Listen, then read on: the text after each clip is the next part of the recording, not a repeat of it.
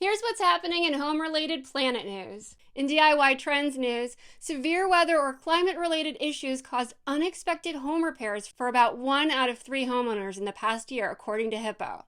But that's not the worst news from their survey. 43% of homeowners have delayed home maintenance due to inflation, and only 20% are setting aside money for home maintenance. Unfortunately, delayed home repairs spread and grow like unchecked cancer.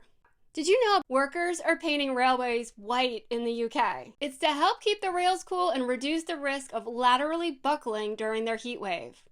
Rails can be up to 68 degrees hotter than the air temperature, and it's expected to reach around 104 degrees Fahrenheit in London. Did you know about a third to a half of a tree's mass is actually underground? And a plant uses carbon molecules from carbon dioxide to fuel its essential activities. And the leftover carbon adds to the tree's size in the form of leaves, branches, fruit, and those hefty underground roots.